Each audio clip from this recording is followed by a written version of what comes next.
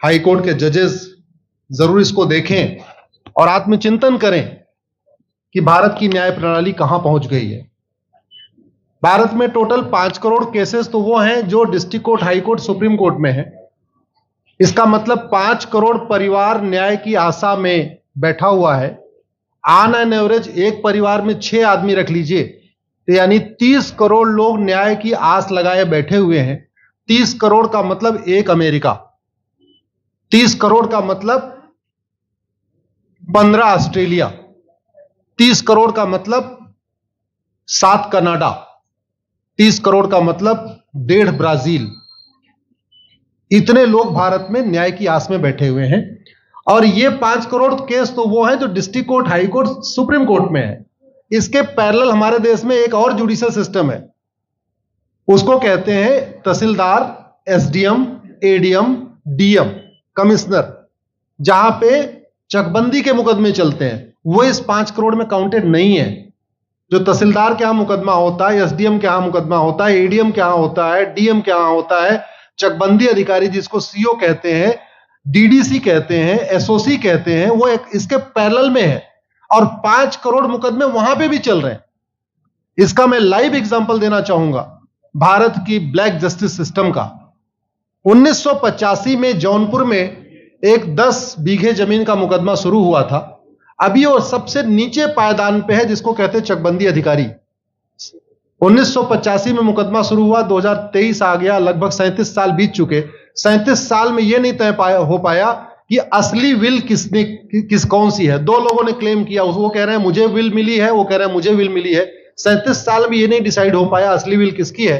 अगर मान लीजिए आज डिसाइड हो जाए तो सीओ के बाद एसओसी, एसओसी के बाद डीडीसी, डीडीसी के बाद हाई कोर्ट, हाई कोर्ट के बाद सुप्रीम कोर्ट, यानी अभी 35 साल और लगेगा, 70 साल लगेगा। सेकंड जनरेशन मुकदमा लड़ रही है, ऑलरेडी सेकंड जनरेशन मुकदमा लड़ रही है।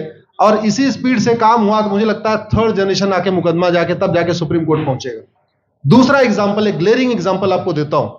1971 के वॉर में पाकिस्तान में बम फेंकने वाले, पाकिस्तान के फौजियों के बहुत सारे बैंकर तोड़ने वाले एक कर्नल कबोत्रा है, पंचकुला में रहते हैं। दुश्मनों को उन्होंने दांत तोड़ दिए। आज 2000 से उनके मकान पे किसी ने कब्जा किया हुआ है। 2023 आ चुका है, 23 साल में वो अपने मकान को नहीं छुड़ा पाए। अभी मामला पंचकुला की डिस्ट्रिक्ट कोर्ट में है, उसके बाद चंडीगढ़ हाई कोर्ट जाएगा, फिर सुप्रीम कोर्ट जाएगा। तो 23 साल में वो सबसे नीचे पायदान पे है। वास्तविकता यह है, अंग्रेज चले गए, अंग्रेजी कानून यहीं छोड़ गए, अंग्रेजी व्यवस्था यहीं छोड़ गए। यह व्यवस्था भारत में न्याय देने के लिए नहीं बनी थी। यह जो न्यायिक जुडिशियल सिस्टम था भारत में जो बनाया गया, वो केवल और केवल भारत को लूटने बांटने के लिए बनाया गया था। क्योंकि कानून वही चल रहा है, जुडिशियल सिस्टम वही चल रहा है, इवन हमारा ड्रेस भी वही चल रहा है। अंग्रेज काले कपड़े पहनते थे, हम भी काले कपड़े पहनते हैं। अंग्रेज जून के महीने में उनको गर्मी लगती थी तो 1 महीने छुट्टी करके इंग्लैंड चले जाते थे। आज भी हमारा हाई कोर्ट, सुप्रीम कोर्ट पूरे मई जून बंद रहता है। अंग्रेजों को क्रिसमस के टाइम में दिसंबर में छुट्टी मनाना जाना होता था, 1 महीने छुट्टी कर चले जाते थे। आज भी हमारी हाई कोर्ट, सुप्रीम कोर्ट दिसंबर में क्रिसमस के टाइम में 15 दिन 20 दिन बंद हो जाती है। तो सोच वही है, किताबें वही है, व्यवस्था वही है, कानून वही है। तो स्वाभाविक सी बात है, जस्टिस होगा कहां से? जस्टिस कैसे होगा? हम 2023 में 1860 का इंडियन पिनल कोड लेके घूम रहे, 1861 का पुलिस एक्ट लेके घूम रहे, गवाहों के बयान 1872 के कानून से हो रहे। हमने सब कुछ वर्ल्ड क्लास कर लिया, लेकिन अपने जस्टिस सिस्टम को कंपेयर करने की कोशिश ही नहीं किया। जितने में एक एयरपोर्ट बनता है, एक एयरपोर्ट बनाने में 25,000 करोड़ की लागत आती है। अगर हमारी सरकारों ने एक एयरपोर्ट की कीमत जुडिशियल सिस्टम पे खर्च कर दिया होता तो हमारी न्यायिक व्यवस्था अच्छी हो गई होती। आज घटिया, चूंकि अकाउंटेबिलिटी नहीं है, जुडिशियल सिस्टम में कोई अकाउंटेबिलिटी नहीं है। किसी के साथ न्याय हो जाए, अन्याय हो जाए, कोई फर्क नहीं पड़ता।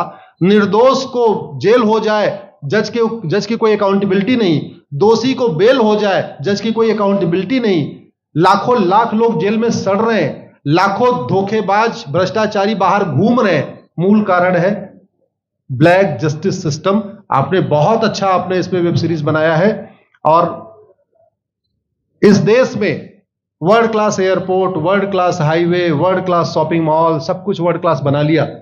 इनफैक्ट अपना मोबाइल का डेटा सुरक्षित रखने के लिए हमारे सांसद, विधायक, जज आईफोन भी यूज करते हैं। अमेरिका का आईफोन यूज करते हैं हमारा डेटा सुरक्षित हो जाए, लेकिन भारत सुरक्षित हो जाए उसके लिए यह नहीं देखते कि जापान में कौन सा कानून है, अमेरिका में कौन सा कानून है, सिंगापुर में क्या अच्छा चल रहा है। कनाडा में रेंट का मामला एक डेट में खत्म होता है। सिंगापुर में अभी कुछ दिन पहले एक व्यक्ति के पास 900 ग्राम गांजा पाया गया, उसको फांसी हुई है। दोबारा वहां ड्रग स्मगलिंग होगी क्या? तो भारत में चाहे वो ड्रग स्मगलिंग है, माफिया राज है, ह्यूमन ट्रैफिकिंग है, इन सब के लिए हमारा जस्टिस सिस्टम जिम्मेदार है। कोई भी अपराध होता है उसमें दो पक्ष होता है, एक पीड़ित, एक अपराध करने वाला। जो पीड़ित होता है वो चाहता है जल्दी उसको न्याय मिल जाए, अपराध करने वाला चाहता है मुकदमा लंबा चले। भारत का न्यायिक सिस्टम अपराध करने वाले के साथ खड़ा है। बलात्कारी चाहता है उसका मुकदमा 30 साल चले और मुकदमा 30 साल चलता है। भू माफिया चाहता है कि गरीब की जमीन पे कब्जा कर ले, उसका मुकदमा 50 साल चले और आज की डेट में मुकदमा 50 साल चल रहा है। इसका मतलब वर्तमान न्यायिक सिस्टम बलात्कारी के पक्ष में है, भू माफिया के पक्ष में है, ड्रग स्मगलर के पक्ष में है, ह्यूमन ट्रैफिकर के पक्ष में है, नक्सलियों के पक्ष में है, माओवादियों के पक्ष में है, जो लोग देश विरोधी काम कर रहे हैं उनके पक्ष में है। 40 साल 50 साल के बाद किसी व्यक्ति ने मिलावट करके लोगों का स्वास्थ्य खराब कर दिया, उसको 50 साल के बाद सजा हो रही है। इस बीच उसने कम से कम पता नहीं कितने लोगों का और भी कर दिया। तो ये जो जस्टिस सिस्टम होता है दवा की तरीके काम करता है। जैसे दवा अच्छी होती है बीमारी तुरंत ठीक हो जाती है, अगर दवा घटिया होती है तो बीमारी बढ़ जाती है। दवा खाने के बाद शरीर एज इट इज नहीं रहता, या तो बीमारी ठीक होती है या तो बीमारी बढ़ती है। अगर कोई आदमी एक गांव में किसी के साथ कुछ गलत कर दे, उसको 6 महीने के अंदर सजा हो जाए, साल भर के अंदर हो जाए, दूसरा अपराध वहां नहीं होगा। लेकिन अगर उस व्यक्ति को पनिशमेंट नहीं मिला तो स्वाभाविक सी बात है उसने उसको और मोटिवेट कर दिया। कहते नहीं ऐसे बुखार है, तुरंत 2 गोली खाइए बुखार ठीक हो गया, लेकिन अगर आपने दवा नहीं खाई या गलत दवा खा लिया तो टाइफाइड होगा या निमोनिया होगा। दुर्भाग्यवश ये हमारा जस्टिस सिस्टम यही कर रहा है। आज की डेट में जितनी समस्याएं हैं, चाहे वो घूसखोरी है, जमाखोरी है, मिलावटखोरी है, कालाबाजारी है, नशा तस्करी है, मानव तस्करी है, सोना तस्करी है, ड्रग स्मगलिंग है, या नक्सलवाद है, या माओवाद है, या कट्टरवाद है, जो भी समस्याएं हैं, उसका एक बहुत बड़ा कारण यह है कि हमारा जस्टिस सिस्टम उसको टैकल नहीं कर पा रहा है, उसको पकड़ नहीं पा रहा है, और इसीलिए भारत में अराजकता है।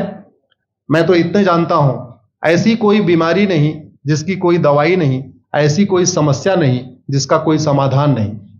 हम हर चीज के लिए बाहर से चीजें खरीदते हैं, तो हम ये क्यों नहीं देख रहे हैं कि आखिर चाइना का जस्टिस सिस्टम कैसा है, सिंगापुर का कैसा है, कनाडा का कैसा है, फ्रांस का कैसा है और अमेरिका का कैसा है। हम क्यों नहीं बेस्ट प्रैक्टिसेस उनकी अडॉप्ट कर लेते। दुनिया के कई देशों ने नार्को पॉलीग्राफ ब्रेन मैपिंग कानून बना दिया। मेरी बहन दीपिका नारायण बैठी हुई है, ये लगातार फॉल्स केसेस के खिलाफ, इनको मैं देखता रहता हूं, एक्टिव रहती है। एक कानून बन जाए नार्को पॉलीग्राफ ब्रेन मैपिंग और कंप्लेन पे अंडरटेकिंग ले लिया जाए कि जो कुछ मैं शिकायत कर रहा हूं इसके लिए मैं अपना नार्को पॉलीग्राफ ब्रेन मैपिंग कराने के लिए तैयार हूं, हजारों की संख्या में फेक केसेस खुद ही खत्म हो जाएंगे।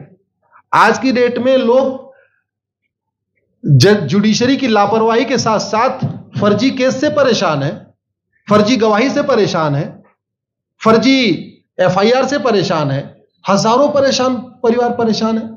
कई बार देखा गया कि जो फैमिली के केसेस होते हैं उसमें कितने सारे फेक केसेस भी आ रहे हैं। तो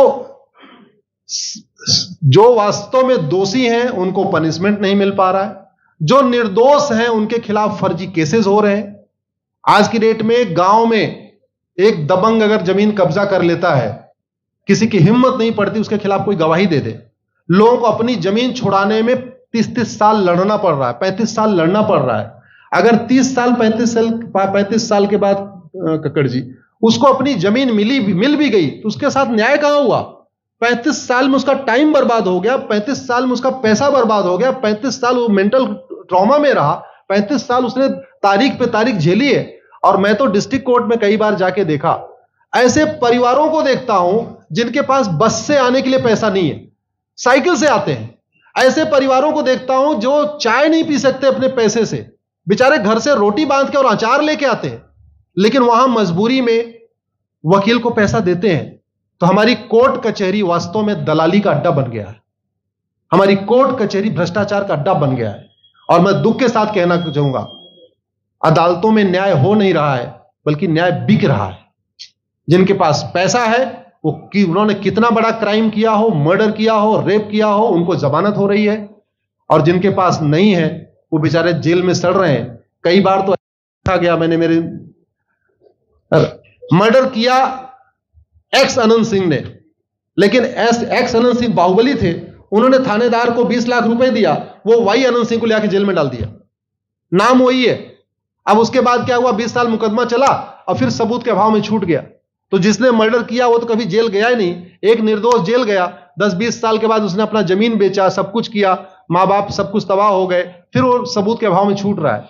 तो सबूत के अभाव में अगर 20 साल के बाद छूट भी गया हो, उसका 20 साल कौन लौटाएगा? उसके 20 साल के लिए कौन जिम्मेदार है? उसके 20 साल जो बर्बाद हुआ, उसके लिए संविधान की शपथ लेने वाले जिम्मेदार हैं। संविधान के प्रियम्बल में लिखा है, हम आपको जस्टिस देंगे, हम आपको न्याय देंगे। न्याय देने की जिम्मेदारी किसकी? जिन्होंने शपथ लिया। शपथ कौन लेते हैं? जजेस लेते हैं, सांसद, विधायक, मंत्री लेते हैं। तो आज की डेट में अगर लोगों को न्याय नहीं मिल रहा है, तो इसके लिए वही जिम्मेदार हैं जो संविधान की शपथ लेते हैं। संविधान की शपथ लेने वालों को वेतन, भत्ता, गाड़ी, बंगला इसीलिए मिलता है कि लोगों को न्याय मिल सके, फास्ट जस्टिस मिले, कंप्लीट जस्टिस मिले। अनफॉर्चुनेटली कंप्लीट जस्टिस मिलने में तो 50-60 साल लग जाता है, फास्ट जस्टिस तो सपना हो गया है। इसलिए आज आपने जो ये वेब सीरीज बनाई है, मैं आपको धन्यवाद देता हूं। एक ऐसे विषय पे जिसपे कोई टच नहीं करता, लेकिन जिससे करोड़ों लोग पीड़ित हैं। मैंने कहा ना, 5 करोड़ लोग सीधे district court, high court, supreme court के केसेस से पीड़ित हैं, और 5 करोड़ मुकदमे एसओसी, डीडीसी, तहसीलदार के यहां चल रहा है। तो अगर 5 करोड़ से 30 करोड़ लोग इधर पीड़ित हैं, तो उधर भी पीड़ित है। वास्तव में बहुत बड़ी संख्या भारत में इसी से पीड़ित है, और अपराध, भ्रष्टाचार और जितनी भी अराजकता चल रही है, उसका मूल कारण भी यही है। जस्टिस सिस्टम अच्छा हो जाए, कानून सख्त हो जाए, कानून का खौफ पैदा हो जाए, न्यायपालिका का खौफ पैदा हो जाए, और ये थाने जो दलाली के अड्डे बन गए हैं, तहसील जो दलाली का अड्डा बन गया है, डिस्ट्रिक्ट कोर्ट जो कमीशन खोरी का अड्डा बन गया है, अगर इस पे कंट्रोल हो जाए तो वास्तव में भारत में फिर से राम राज्य आ सकता है। अगर जुडिशियल सिस्टम अच्छा हो जाए, तो जो राम राज्य की कल्पना है, धर्म की जय हो, अधर्म का नाश हो, प्राणियों में सद्भावना हो, विश्व का कल्याण हो, मुझे लगता है उसको फिर से जीवित किया सकता है। आपने मुझे बुलाया कपिल जी, मैं आपको धन्यवाद देता हूं, और ये फिल्म बनाने के लिए, ये वेब सीरीज बनाने के लिए बहुत बहुत धन्यवाद देता रहता हूं। दीपिका जी लड़ती रहती हैं, इनको देखता रहता हूं। बहन नेहा जी आई हैं, ये अपने गानों से मुझे लगता है बहुत अच्छा आप लिखती हैं, और इसी तरीके से कड़वा सच आप लिखते रहिए, कड़वा सच गाते रहिए। लोग आज की डेट में, यंग जनरेशन कड़वा सच सुनना चाहती है। मीठे झूठ ने इस देश में शुगर, डायबिटीज पैदा कर दिया। भारत केवल लोग डायबिटीज से नहीं पीड़ित हैं, बल्कि हमारी व्यवस्था को डायबिटीज हो चुका है, और उस डायबिटीज को दूर करने के लिए नेहा राठौर जैसी बहनें जो सही बात कह रही हैं, दीपिका जी सही बात कह रही हैं, आप लोग जो है बहुत अच्छा काम कर रहे हैं। और आपने, कक्कड़ साहब, आपने बनाया वेब सीरीज, आपको विशेष आभार, धन्यवाद देता हूं। यही निवेदन करता हूं, इस वेब सीरीज को ज्यादा से ज्यादा देखें, और खास तौर पे अगर आपके जानने वाले कोई जज हैं, कोई आईएएस हैं, कोई आईपीएस हैं, मंत्री, सांसद, विधायक हैं, उनको भी एक बार फोन करके, व्हाट्सएप करके एक बार कहिए कि वो भी इसको जरूर देखें, क्योंकि अल्टीमेटली न्यायिक व्यवस्था बदलने की जिम्मेदारी उन्हीं की है जिनको वेतन, भत्ता, गाड़ी, बंगला, free air ticket, free rail ticket और वीआईपी व्यवस्था मिलती है। ये व्यवस्था उन्हीं को बदलनी है। जय हिंद, धन्यवाद।